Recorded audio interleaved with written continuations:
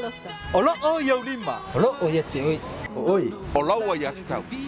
Ola o ia te tau. E te sau ia o te restala. Oi oi.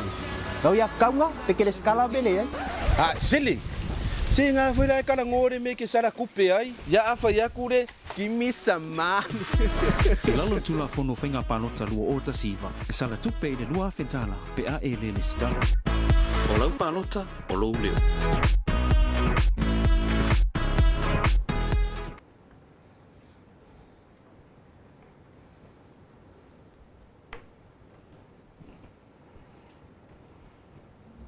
Manu lo lumana. Whaataua le avanoa. Sau. Au ats fatat. Fai sau. Restala palota. Resitala ma palota. Restala palota. Ola o yau lima. Olo o ia te oi. Oi. Ola o ia te tau. Ola o ia te tau. E te sau ia o te restala. Oi oi. Kau ia kaunga pe ke skala bele ai. Sili. Si ngā whira e kara ngore me ke sara kupe ai. Ia awha ia kure ki misa maa. E lalo tula fono whainga palota lua o ta siva. E sala tupe i le lua whentala pe a e le stala. O lau palota, o lau leo.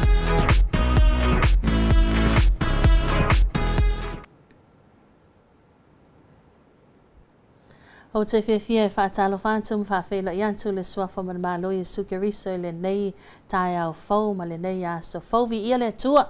Ea, e o leo fau a tātou wa. Ia isa isi wa pupongo le tātou polo kalame o oe malau palota. Ea, mai le official komsina o whainga palota. E pei o na maasan ia il tātou polo kalame tuli loa i lea va yaso ma lea va yaso. Ia, ole tai au nei le tātou lau. Ia, lea ua sila mai le tātou tunu ua mātou vata siatu. Ia, ma lea fionga ia maunga whetongi va ai. O le fionga komsina lango tu la fono ma whainga whaavai ma suenga. Fatasi ai ia malona soa tau le fionga ia sa fiu fa aftai fa alotane pa o ia ole sunga ofisa sinia tu la fono ma fainga fa vai ma suenga ia ele nei tai au fa ma lol so i fo maduia ia e lau sunga maunga mai se lau sunga sa fiu ia ele nei tai au hatalo fatu ia ma lol so i fo nei tai au lo to fata fili ia mai le ofisa komisia fainga palotsa ia fatalo fatu fo e male lau fonga fia ia ile paia mal mamalo si o tatou atunu o lo whapeona maua mai ia le nei whatatanoanga le nei vaenga o tai au whatalo whatu mai lava le au tatou malo ia se ipa ia tatou whanau witi ia fiafiale ofisa komisi e whainga palo tele nei tai au e whawhilo ia tatou paia mautou mamalu ile nei fo ipa kalama tuli loa peona ta ue ele fonga po kalame ia good morning.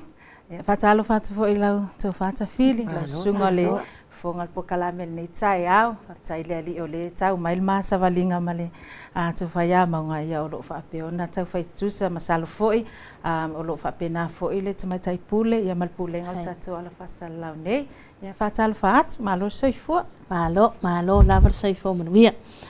Ia, se maila ia i lau sunga maunga le nei tai au o lea e pei o nā lualua ia i lava tātou prokalame i lea vai aso ma lea vai aso o le wha lau i loina ia o le tātou wha moi fo i lea le National Voters Day. Ia ai e mawhai ana e sau noa i tauaramanga e pei ona iai ia le wha moi lea sa wha tau tai i le tātou motu tumana ia me se wale mutele sa la whai wha mole maunga. Ia, whaftai ta whili. Ia e te loa e toi whaatalo whatu fo ile whafunga anga sa moa ai mai se fo ile mai moanga fo i o loo whapea fo i ona mai mo mai tātou pōr kalame. Ia e mua lava e vea ia lo uleo e moli atua i se whaafitai tele lava mai le whionga le komsina ia e mai se fo ile ofisa nei i le mamalo le atunu sa whapea o na auai le pōr kalame a le ofisa sa whaatau taia inde motune polu ia fa pele motele sa la fai pe ona fatino ne por kalame le sa amatali le lusu tolu a perila mai lima so le sa fatino ia mole silafia ia wa mai ale le por kalame ne ma e fia la vale ofisa e fai lo atu e matua i o se por kalame ta ua tele ma ole ta ua le o le whaamanatu matoi tu i atu foi. I le mamalo le atunu e tu sai foi ma le au tu o le porkalame o oe ma lau palota. E whailo atu tawhiri o le mānaia ia o le numera o le mamalo le tunu. E moli ato ia le anganga fia i tu malo uma sa awai. Wa sa so o le lei ai tu malo te lima sutasi. Ia na amata toai vai maunga. Ia lua se lau ma le wha. Ia le mamalu fo le whainga o le mamalo le tunu sa awai. O le numera lava na sa whaapea o le numera lava na le mamalo le tunu sa awai ai i Purkalame lea o le whaatawaina o le aso mo tangata palota. Ia e whapena foi la mo tele sa la whai e lua se lau lava se lau fast hulu le numera e momolia toi foi le whaftai o le tatou Purkalame lea mo le sila fia.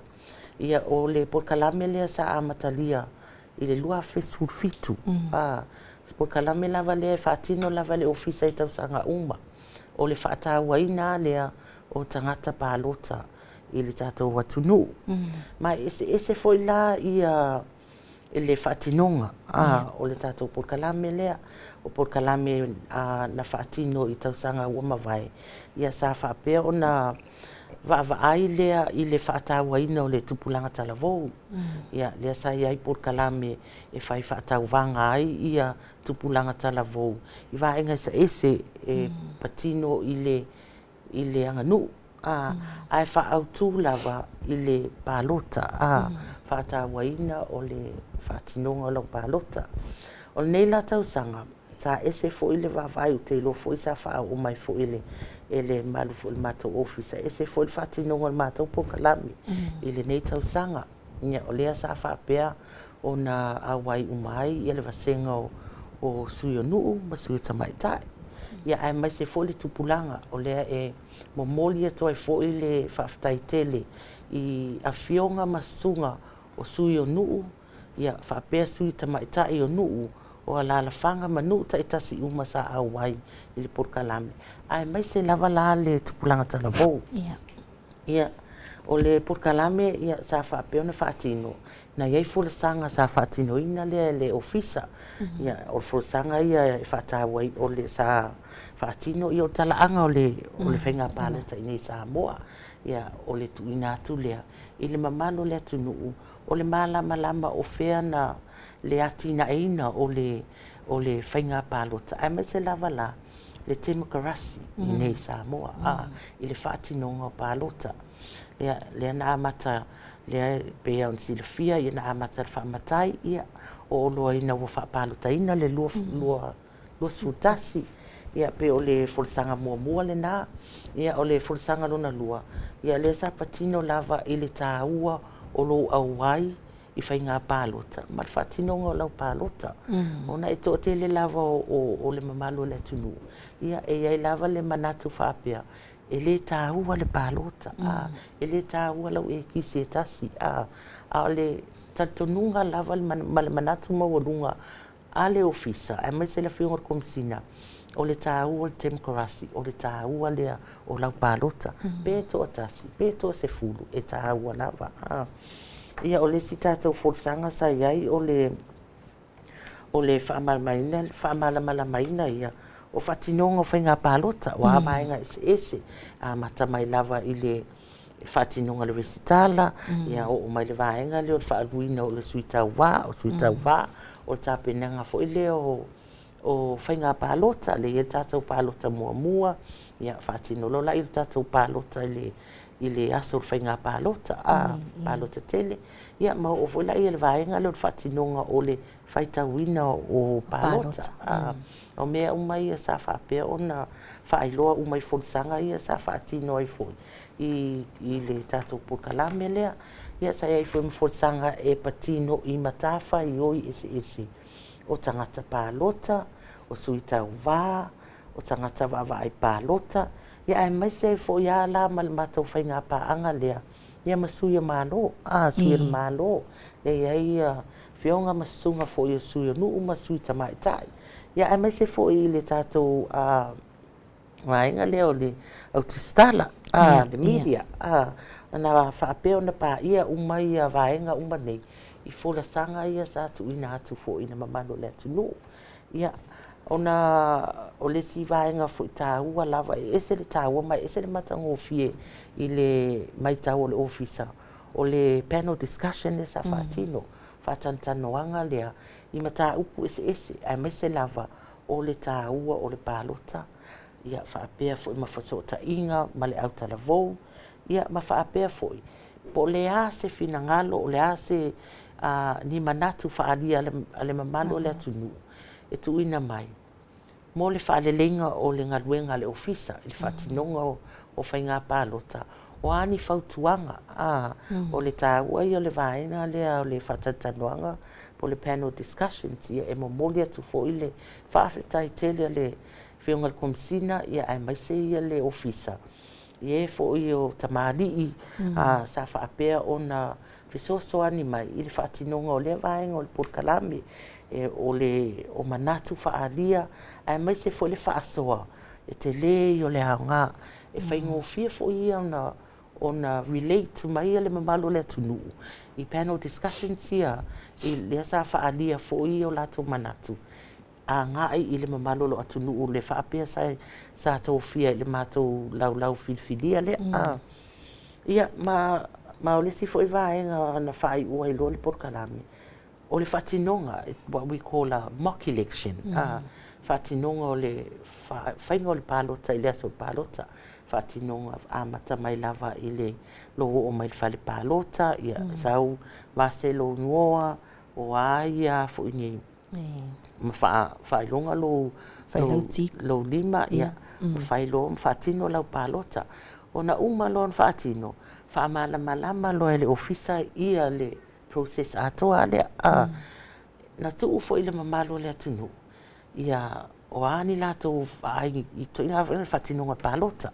ua ia isi taimi article le palota ia sili atu I fafo sa siligia o le a le taufinagalo e faaogā palota ia o vaega uma ia sa faamalamalamaina uma e le ofisa I le faatinoga la lea o le palota faataʻitaʻi lea I le vaega lea o le polokalame ma ese foʻi le matagofie toe anoa o manatu faalia a le mamalu sa faapea ona afia I tatou polokalame lea na e aogā e mai toe matimati ai ia o tatou faiga faamae o faapea foʻi ia ma faailoa ai foʻi o a foʻi ni lape na a le ofisa sa iai I le faatinoga ia e aogā e toe faapea ona toe faalelei atili ai ia e peina o se atelega na tatou polokalame lea sa faapea ona faatino I le vaiaso lua vaiaso talu ai Malo faafetai saunoa I lau suga mauga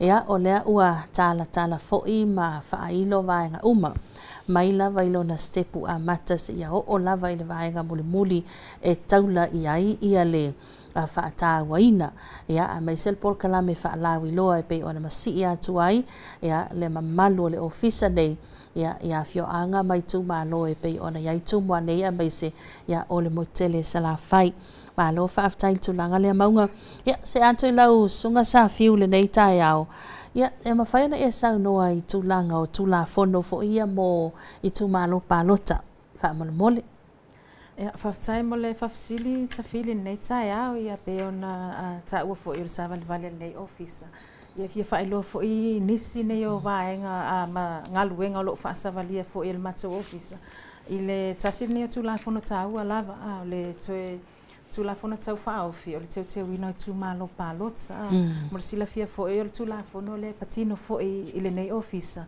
ia mo le faatinoina mo le silafia la e sefulu tasi tumālo loo faapea ona iai suiga ia po o teuteuga I le lalo le tatou tulafono tumālo palota o le vaiaso na mavae atu nei sasavalia I le matou ofisa ia I tumālo e tolu e fā o salafai ua mae ona matou faataamila le matou faatalanoaga lea e fā la ia tatou I tumālo I salafai o faasala leaga tasi o gaga e mauga o tasi gaga e mauga e lua ma palaulilua o tumālo I o salafai o loo iai teuteuga mo le tulafono le tau faaofi o le vaiaso la lenei ia o leua I nei upolu le tatou whaatanoanga whaasawali lea. Ma wa mai ai tu malo sa ngā tolu, sa ngā wha, analo fifa, ma le ainga le tai. Ia o nei, as we speak, taimi le nei, o lo iai le matou office ai tuale tu malo palo tau wa fonti, o lo whaatino ina matou whaatanoanga lea le mautau le whawhenga inga, ia pole kale sia fo ia taelefanga e whakasa. Ona iai le lau uli le tasi le wha, i anoa maatasi, e lo whaatino ina le mautau le ngaluenga falfa katoliko. O tae au, ia peo le aso muli la leo matou whaatanoanga la whamai aina ai. Matou te amata la tae au le iwa se fululua, i tuai sa whatatasi, e whaatino ina le salamumu metotisi, o le tasi le wha, ia o le afa apeona ia le matou ofisa i sanganga wha, le mautau fo i o le ngaluenga i le visa le imoa. Peo le molesilafia a tafili. O le tāua ia nei vaenga, o le tāua nei vaenga, ina ia silafia le atunu, ia isi whetuna inga ia wa ngā ia i le whaatino ino o tātou pālota, e le ngata i tū mālo pālota, o nai a tātou tangata pālota o le a awhia ai. Mo le silafia fo i le tūlanga o le whaatarinoanga lia.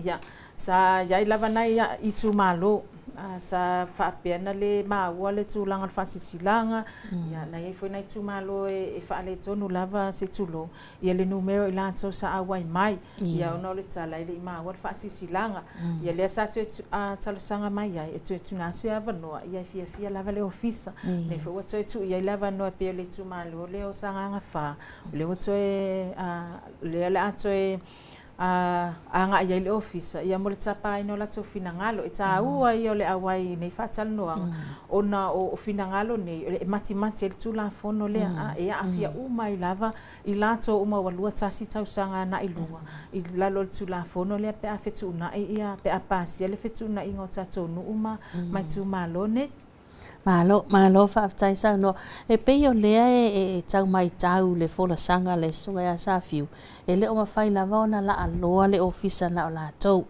o lo o ta pā lava le fina ngalo le mamalu lau tele o le tātou o tunu e pei ona sau no le sunga ya maunga i le fola sanga a mata le tātou whaatala noanga o lea lava pei e whai mawhesili le ofisa komisina o whainga pālota ia o le ase fina ngalo ma le tātou o tunu i le mea lea ia malvaenga lea a le lau whaalongolongo atu i le saunoanga le sunga ia safiu ia o lea fo i o lo whaanga solo atu i tua le tātou ofisa ia i tu malo e pe ona fola si atu ia awa fo i le tātou whaamoe le tulanga lea e ma whaiana toi whaamanatu whaamoe le safiu ia vaenga o tu la fono ia o whainga pālota mō tangata pālota mole.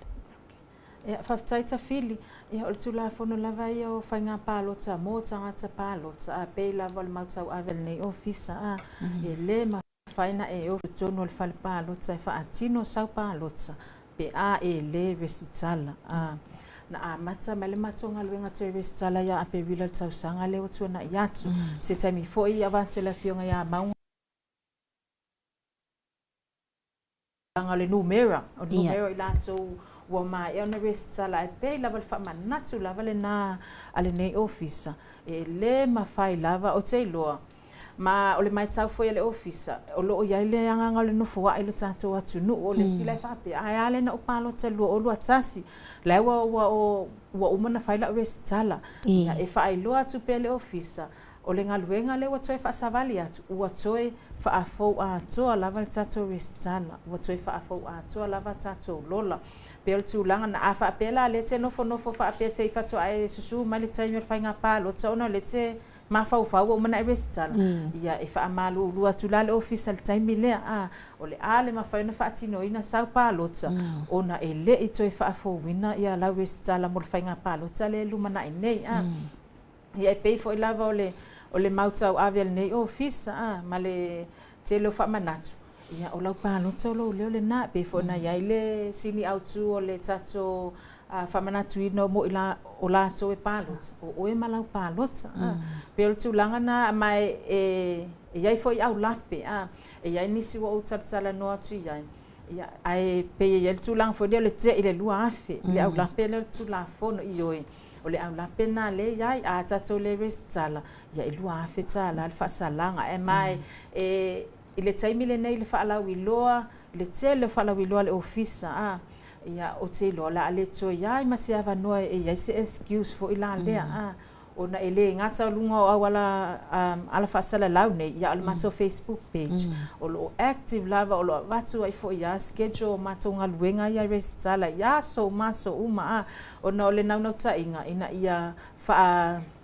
ia meet le namba le mana na o ia mo tato fainga palotsa ia pe fo na failo atu le taimi wa sola ia o lawa tatala le matou office sala fai ia mata ina foi sa o ia le lua vai so talo le matou office sala fai ia ese le mata ina o tau pati mai se matou motu tele sala fai fa ngale avanoa ia ele ngatele na o le fatino ina o latou ID o isi fo ia a tatou tangata palotsa e o atu e fai restala mama na o lava e print le fa maoninga io e print le fa maoninga o ia wo uma ona restala mo fai nga palotsa le lumana nei ia pe se fa malama ma se toi fa manatu na la wa fionga ta feeling le taia malo fa tai sau no e lau sunga sa fiu o le ua manino tu langa le ia tu mua ia o lea e ia fa mau ngal tato office le mawa ia o le tali mai al tele sala fai o le i o atu tato malo longa la o fionga maunga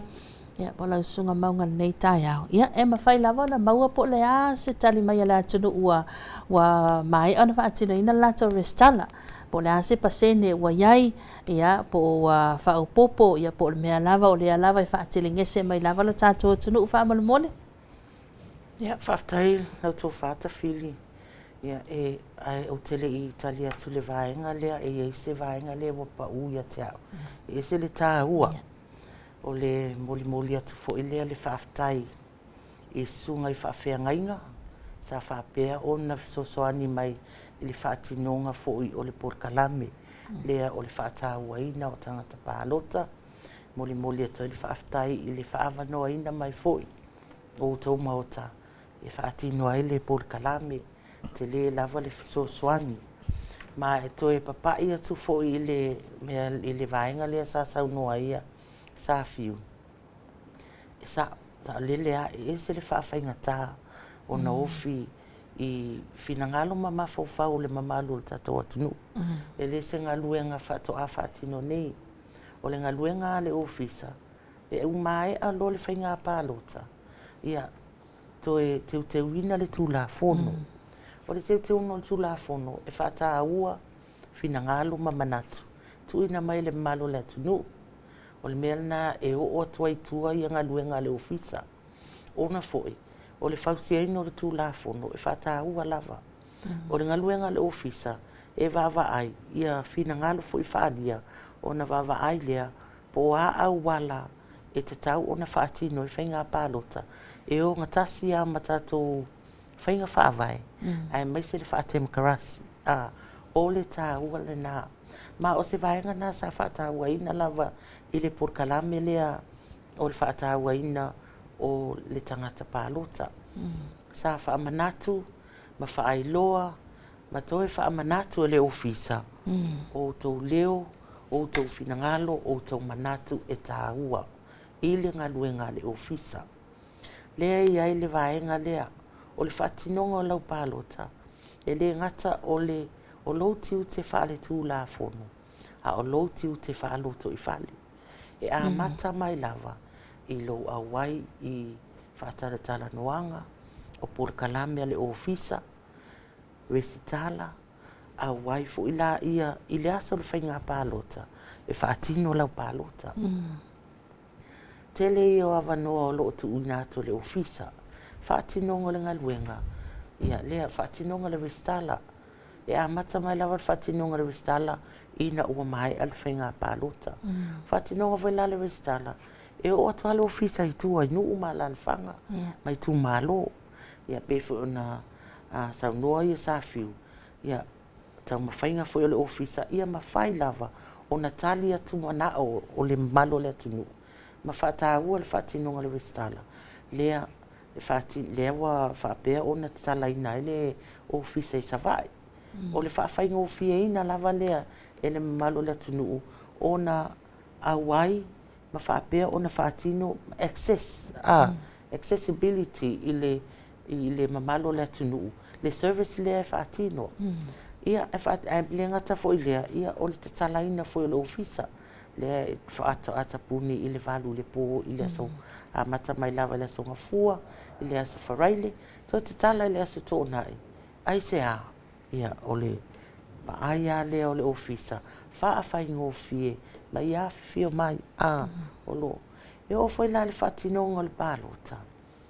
o le awala foi le pe o wala ia pe o le wha amtatalatu o wala ia vavai le ofisa o awala mwhai ona wha whai ngofie ai lea wa le tato pre-polling lea sa whaapea ona whaatino le lua whelua tasi e mo i o lo whaapea ona whaatapula a tangata e mwhai ona whaatino ai a o se awa noa tā ua lea o le mawhau whaufu i o le ofisa e iai le taimi e tūmu ai vai le aso whainga palota a o se awa noa tā ua lea mo le mamalo le atunuu o lo whaapea ona mawhai ona whaatino la tau palota i le palota mua mua o wawaiga nā le ofisa ia whaawhaingo fie e le mamalo le atunuu ona iai le ona latou maua le auaunaga nei o lo tuuina atu le whainga palota i tatou whaatatanoaga foʻi ia na whaatino i le porokalame lea whaatāua le tuuina atu ia iai se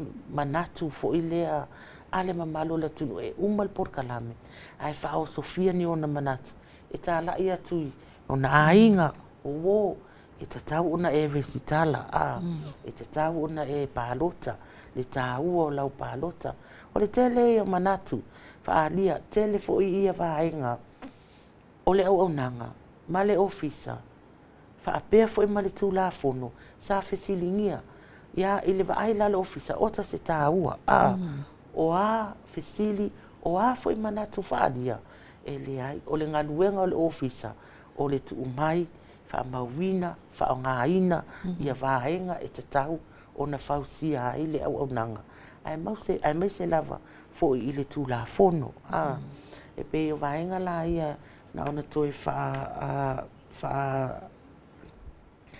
toe whaamanatu pa toe tuitui atu ai pea le ofisa i le mamalu o le atunuu e ai foʻi isi manatu whaapea mamai ia fualaka ngalaka lo le paloka ngau whakua ko mai le ia e sa o le porokalame a ia e whaatino tausaga uma a o porokalame whaalauiloa le ofisa ia lea pei foʻi ona saunoa ai sa fiu e tele lava ona o atu foʻi le ofisa i tu e whaatatanoaga ae mai se foʻi i tulafono ia ae mai se foʻi la i le whaatinoga restala o lo iai foʻi le fuafuaga le ofisa ia e toe oo atu foʻi tua le mamalo le atunuu o le whaamalamalamaina lava lea o le tulafono auā o le taimi nei ia o loo taatia se ia teuteuga i luga foʻi le fono o le palemene ia o te iloa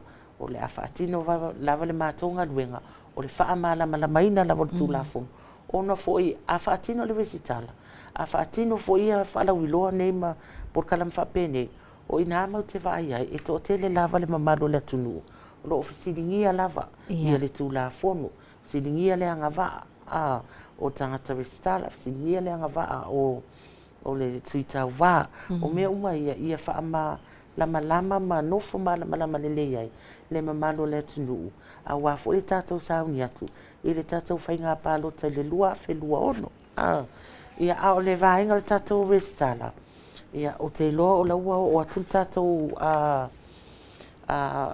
ofisa i le vaimaugalua ma o le taimi nei o loo whaatino le galuega i le e whakasā e Vereseuta ia ma le e whakasā le vili le aso nei Astofi ia ma le e whakasā e Vaiala ona mae ai loa lea o polu po tūmoa nei o mae a whaleata ia alen fai umai loa i Vaimaunga le lai fai uai nei le galuega o le tatou au whainga o le ua maeʻa ona whaatino le resitala tusa o le mataufua le fast food fitu te simale fitu pasene le numera le a numera o 5 feiva se lau malfa a le la le i o atu le ngaluenga le matou moteli salafai o te loe o atu lo moteli salafai o se lau pasenge loa ia le vestala ai pe o le afainga na o lo ia le taimi nei ia o 5 fe iwa se lau malfa ua mai on fatino le vestala which is 47.7%. O tatou vestala online. Ia e ono se lau ono 5 le wa fa mai foi fatino mai la to vestala I lungo awala fa teknolosi o pena ta failani. Ia e ono se lau ono 5 na 5 se lau oi le ono se lau ono 5 na e ono se lau 5 iwa. Ia tangata lena vestala mai ni Samoa. Ia ele o tele America Samoa ia na le to lua o Australia sulima o Saina to tasi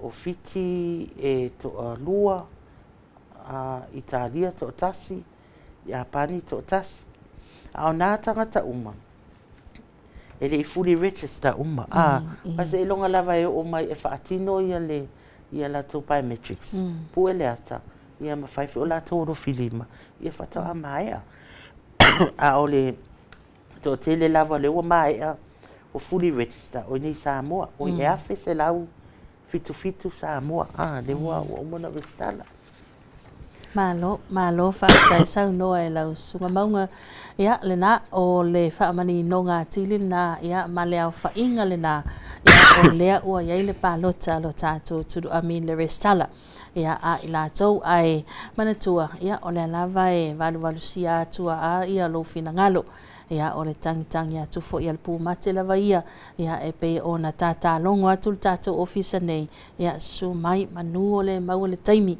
le ana whailo e le sunga ia sa fiu le lua afe tala ia ele se mea whai ngofie ele o se tupe maua ngofie foi ia le mai mau atu le nā lua afe tala ai na alo su mai lava e whaatino lau restala vai nga uma mautinoa ia o le a sefe mai oe mai le salana e lua afe tala e o atu foi le taime whaatino le pālota ua e fia iai lava ua fia whai lava lau ekis ua le mawhai aisia o nei le ima fai o na whaatino lau restala. Tulanga lea, ai la whai sin tātou malolonga pupu. Ia, tu ina atu nisi nei o tātou whaatala noanga. Ia, masau noanga fo ilma malo lea turu e tusol wha moe pe o na il tātou ofisa i le 5 aso lea ua mai a tol whaata waina. Ia, o le aso pālota, mō tangata pālota. Toi li mai, ia, o na tātou se mailo lea il wha mai ina o le tātou whaatala noanga. Ia, i le nei tai au.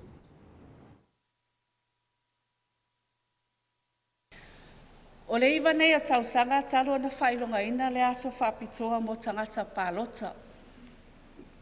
O le waainga tau lai a le komisina ma le official komisio whainga pālota. I lato fuafuanga ua whaata oto nei. O le whailonga ina o aso mo tangata pālota. O se tasi leo awala. E wha amalo si aile ngā lulu e whaatasi. Nenka tātou ngā lulu e so tau au.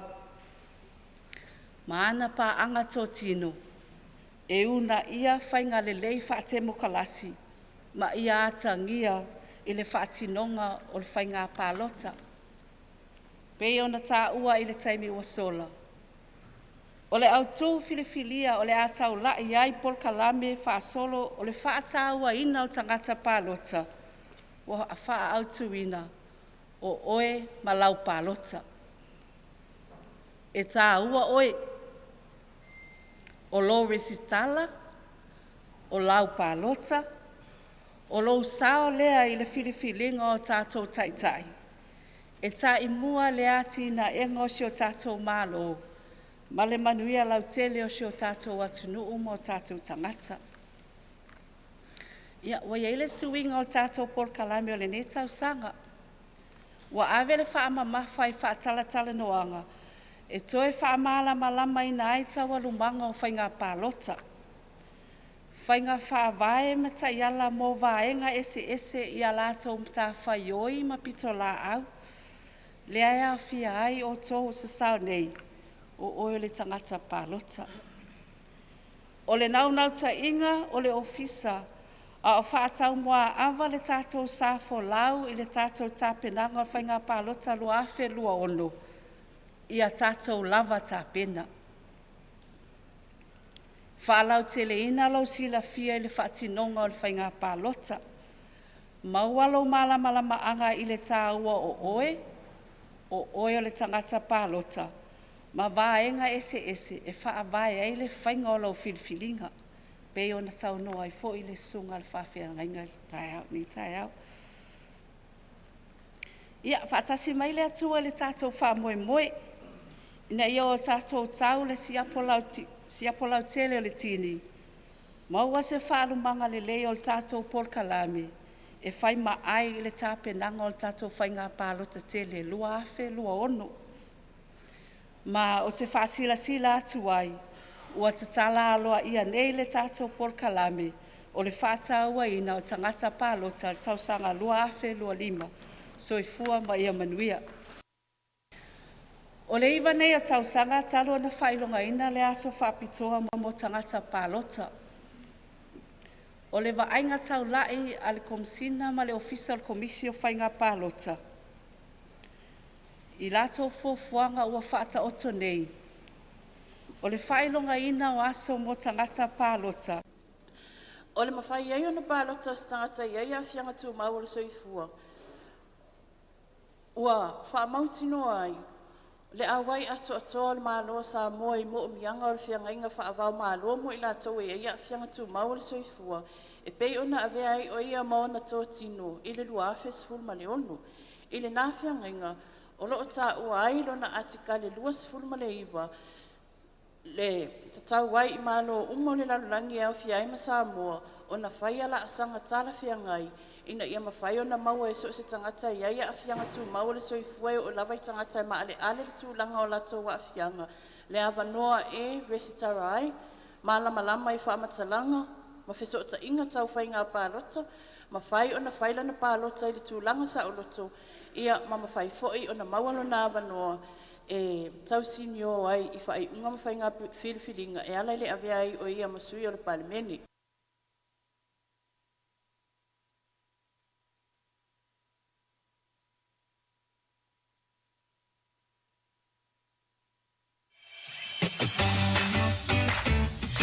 Talofa.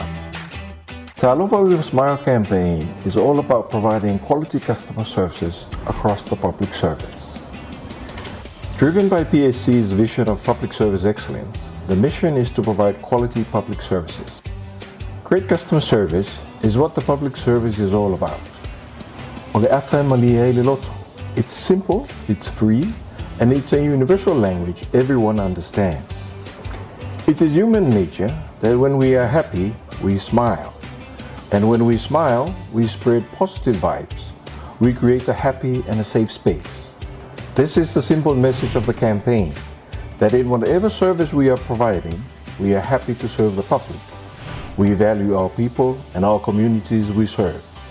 This is at the core of the public service values, service and respect. It is often said that when you answer the phone with a smile, the caller can hear it. And that is power of a smile. It starts from you and from me as individuals. Together, we can transform the way we serve, the way we think, and the way we work. Make a difference. Serve always with a talofa and a smile. Be the change, talofa with a smile.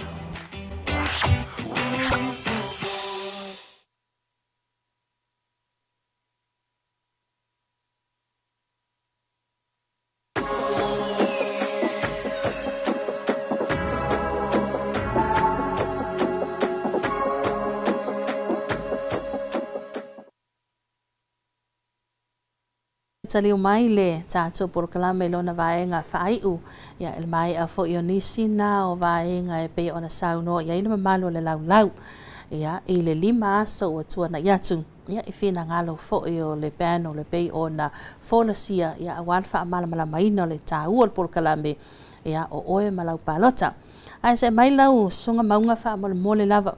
O a uleu te fia I loa pe wha whewhea o na o wofia tuitu tonu o tangata fo ia ngā lulu e whai pālota.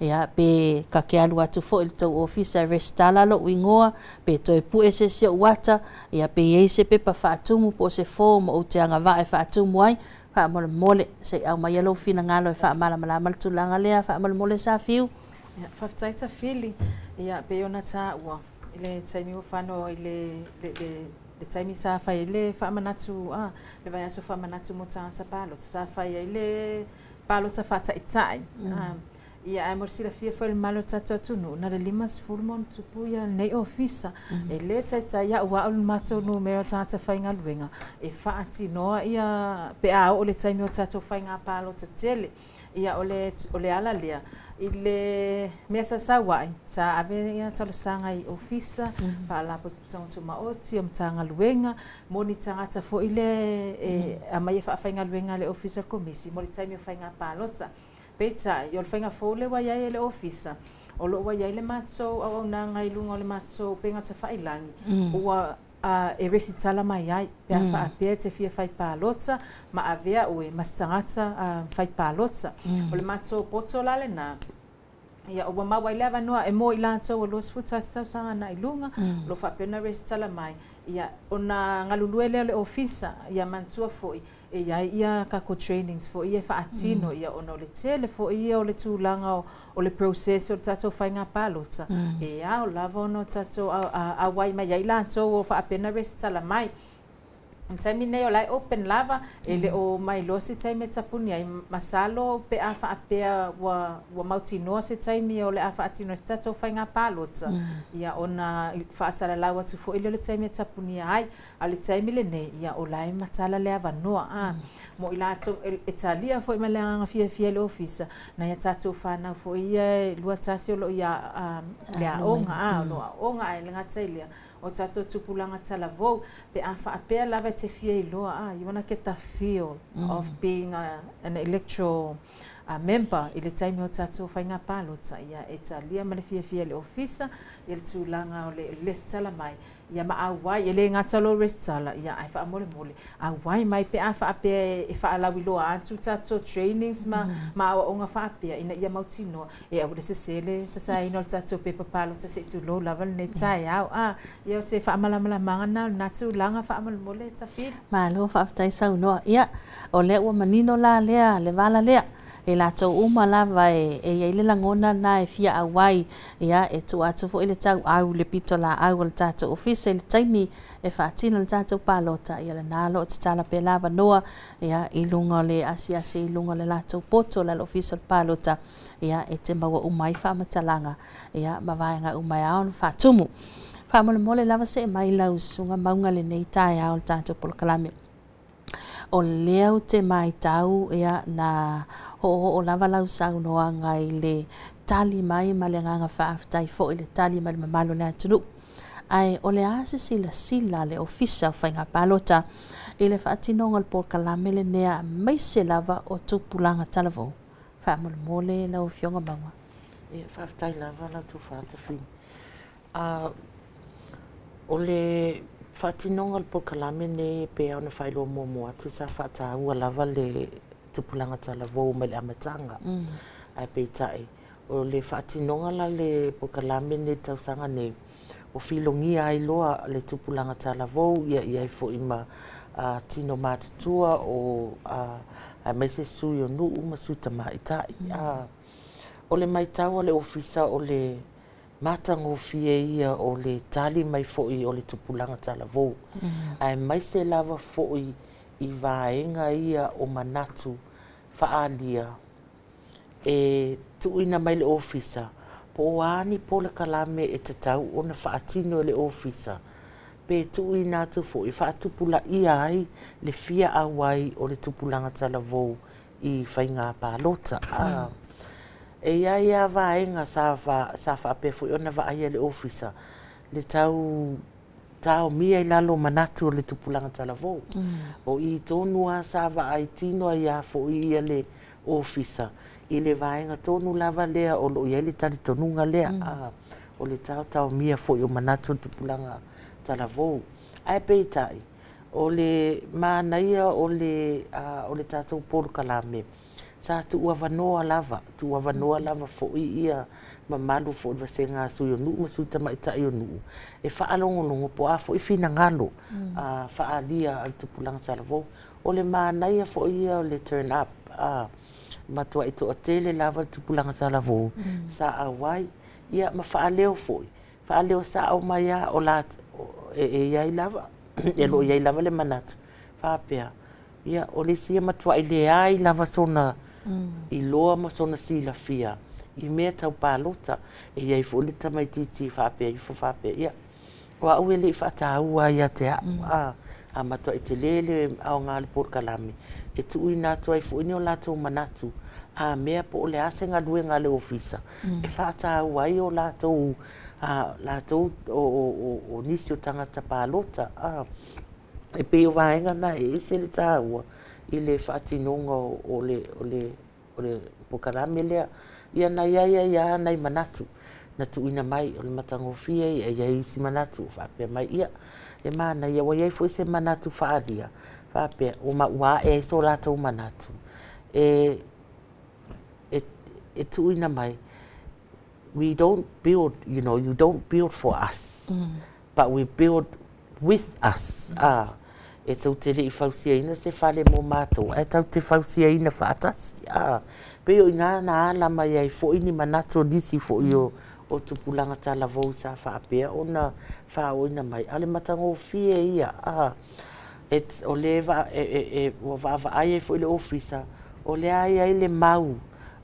To i ina malo mātua o lo ia ese fo ile mau o tupulanga talavou ia o le mea tasi ai o le whaataua lava o le tātou anganu awa ese ia tātou whainga pālota uma lava le lalangi o le whaataua ina lava leo o le tātou whaamatai i te tonu o tātou whainga pālota o i la pe ia tangia mai ia vaenga ia i le whaari mai fo i manatu. Ai ese le matangofi e umai fo lava. Ia watasi lava so lātou whina ngalo fo i.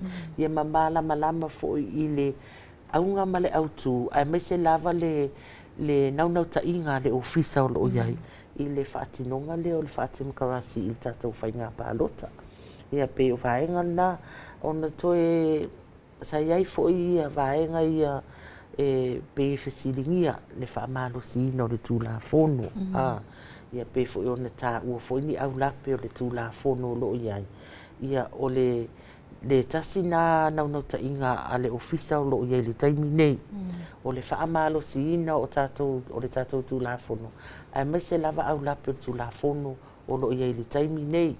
Ia e pe iai na ona toe whaamanatu ma toe watu le tu alalo le ofisa i vaenga o mo tātou tūlafono lo iai.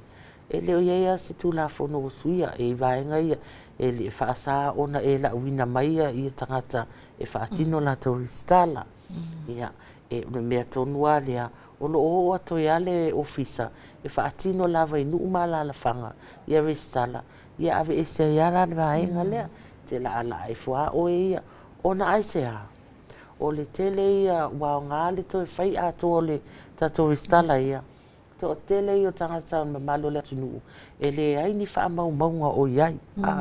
O isi, na wha ngā wha mau maunga o lātou uso po lātou ainga. E resi tala ai i lunga i le tātou i le pālota ua mawai. E le wha peo o se mai tau atu fo i ngā luenga sa whaatino i nā tau sanga. Ai le ai o le leilea o le tātou le toi whaatino i ngā tātou e sala lo i taimi nei. Ia o iai uma e wha mau maunga uma. A le mamalo le atinu i le ofisa. Awa e le iloa lava le me tupu. E ia se taimi e toi o mai. Aoro iai le ofisa wha mau maunga ua uma ona whaia ia kopi ia ma wha pea ona tuina i tono le ofisa. Ia pea mo o mia fo i nisa le mamano le atinu. I nisi fo i fufuanga pea wha pea e iai.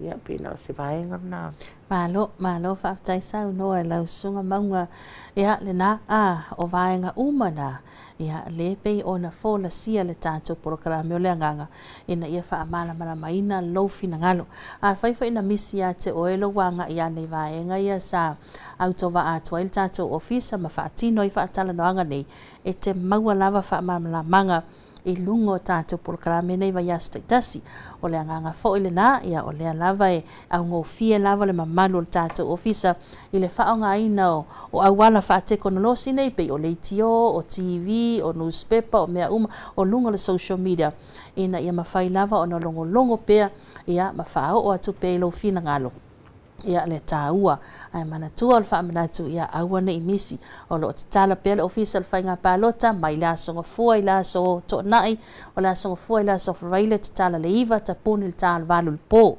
asto nai le te tala le iwa ta puni le wha I le afiafi ia ona o le anganga le la ia maua pea loa vanoa a whai lava I tele I restala ia o le fangu a ia anga I mai so mai manu maua lo so wa vanoa ia vai taimi lunch fo ile te anga I mai ai ia fa tino lau le stal ai fa mole sa fiu se to fa manatu mai lava o ha fo I vaenga e o te sau ma o fa ila o restala fa mole ia fa tai ta fili ai le a tali atu le vaenga le ana to fa manatu tu lava ia peona tau fai tau atu fo ile sunga ya mangal tu langa tato restala mai online ia ai foi nai wo fetau ia ma fesile po restama o koso kapisi ia le moso tsaimi ia fa malama ia il tsa penga tsa fa langi le matso online potso e ma fai ona restala mai ai o le vaenga le e te tanu fa pipi u mai lava ia documents ia po pepa fa ma ia pe ona mana o mia mo le restala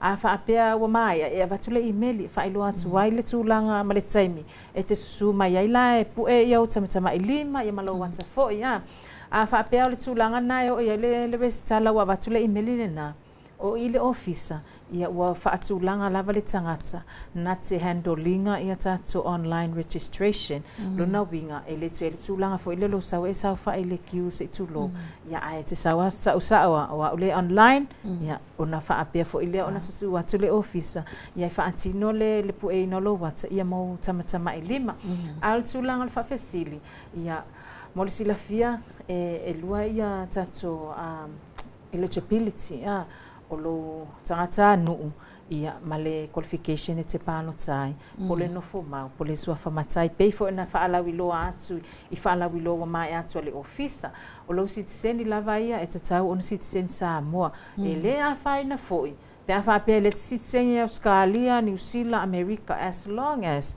o foi o citizen Samoa e ta pa foi la le officer ia fa amaoninga o citizen Samoa o te mine o lo talia na mato fa nga no passport New Zealand Australia ma America e fa tino la restala mantua foi ia le exemption stamp foi le immigration le fa maoni ai o tanga tale nga va o citizen Samoa ila lo citizen o tulafono citizen ia vaenga na e te tau ona ia se fa maoni anga lo o le tangata no monio Samoa ia male tulanga lo fa maoni lo qualification to vote ile residence lo no for mau ia mal sua fa matai pe ana fa ai lawi lo atu fo ile officer o le fuaina o lo no for mau se no fo ai se afio anga e ono masina wa ia ma so cases o nai no fo o fo ia na mai tua be o nei pia o nga tua ia yo mai fatu tolu masina fa masina taluna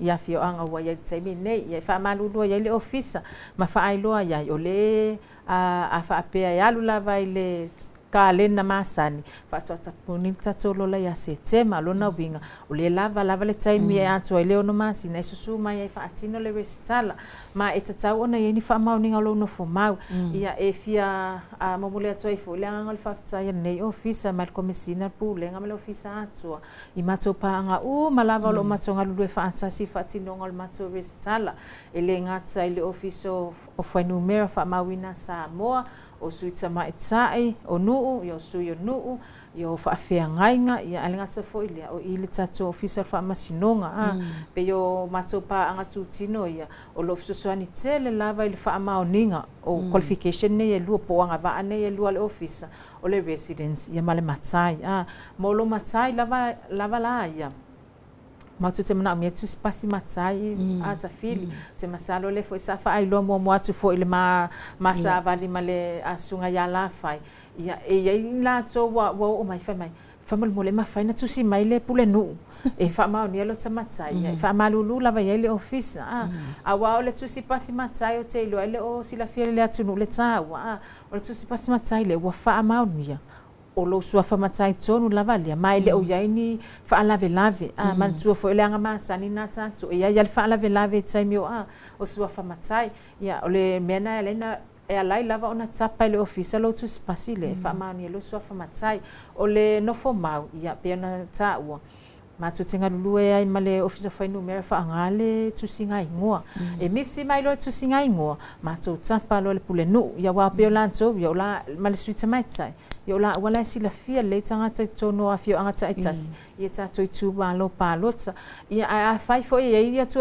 no o le suita mai tai ia pol pule nu foi ia na ma tu tapa lo le fa fe ngainga o lo fa pe ona lo lo tua ia ta tu tanga ta pa lotsa ia le sunga foi la le fa fe ngainga ia fa na ia fa amaunia mai ala sana tusi ia le tūlanga o le nofo maua i le tangata pālotsa ia o le suita maita ia ma le sua le nu e le matou fonu pe pa faatumu faaltula fono matou fom le na ia ele mawhaina amatu i tua tau na suma le pule nu ia wa vaaya foi lava nisi tangata pālotsa nau ma matala ia la ilo a lava ile o mause fa maubongo ia na susu mai foi ama le ama au mai le pule nu i le ofisa ma le suita maita ia nisi foi o vaenga ma te fa ngaina foi le laisene ta avale ia po le pili vai pili moli ia po lo pepatui wal mer tu pepatui ia ilunga lo afio ia o vaenga na ma tu te fa ngaina ia fa atino ila restala paula vai ia pe fona sauno ia o le sifo ingalo nga patino nei office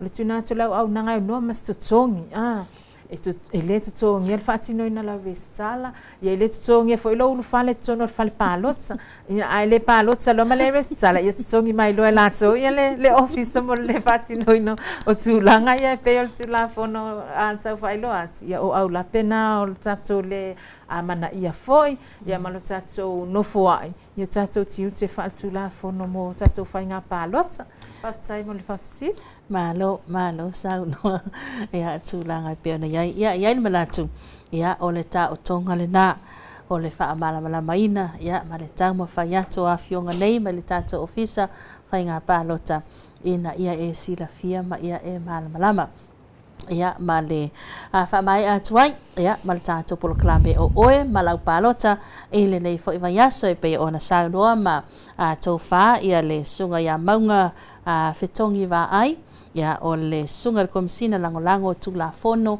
ma fainga fa vai ma suenga mai se foi le sunga ia sa fiu fa aftai fa al tani pa o le sunga le ofisa senior tu la fono ma fainga fa vai ma suenga ale tato ofisa fainga palota to tuli tamai se isfa poponga le tato por clame o oe malang palota ile taimi va penel vai se fo fa aftai tele lava i lua fionga mol fa noina lua taimi le tato por clame anga lele li i toe ia ole neia stofia mai se fa fa mai le tato tunu manuia faiwa matiu telo toe to fa seifwa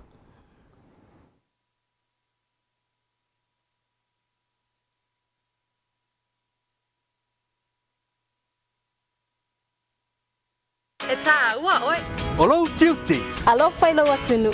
Sa. Talofa. Talofa with a Smile campaign is all about providing quality customer services across the public service. Driven by PSC's vision of public service excellence, the mission is to provide quality public services.